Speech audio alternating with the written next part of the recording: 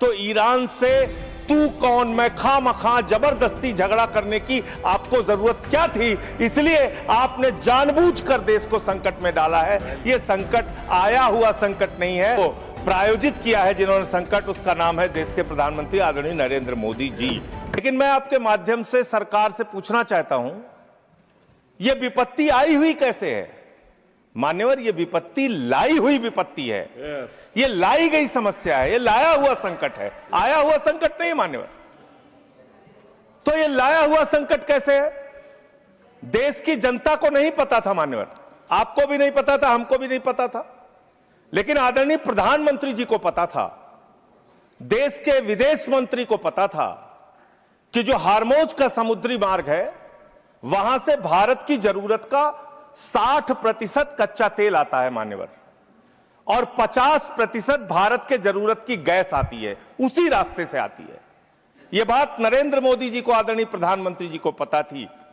तो मैं आपके माध्यम से पूछना चाहता हूं कि जब वो हार्मोज का समुद्री मार्ग 60% से ज्यादा ईरान के रास्ते में आता है, ईरान के कब्जे में आता है, तो ईरान से तू कौन मैं खामखा जबरदस्ती झगड़ा करने की आपको जरूरत क्या थी? इसलिए आपने जानबूझकर देश को संकट में डाला है। यह संकट आया हुआ संकट नहीं है, यह लाया हुआ संकट है, और इस लाए हुए संकट के सबसे बड़े जो प्रायोजित किया है जिन्होंने संकट, उसका नाम है देश के प्रधानमंत्री आदरणीय नरेंद्र मोदी जी। मान्यवर, यह बात देश की जनता को पता होनी चाहिए। दूसरी बात मान्यवर, आपका परंपरागत मित्र है ईरान, और खुद प्रधानमंत्री ने माना है। प्रधानमंत्री जी जब गए थे ईरान की यात्रा में, उन्होंने कहा भारत और ईरान की दोस्ती इतिहास से भी पुरानी है। यह प्रधानमंत्री के वक्तव्य हैं। उन्होंने खामेनेई जी को कुरान की पांडुलिपि भेंट की थी 7वीं शताब्दी की मान्यवर।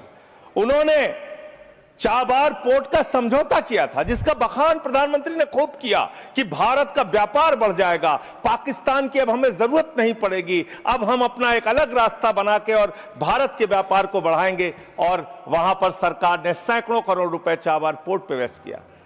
2019 तक भारत को ईरान से सस्ता तेल मिलता था, रुपए में तेल मिलता था, गैस मिलती थी, हमारा मित्रतापूर्ण संबंध था उनसे।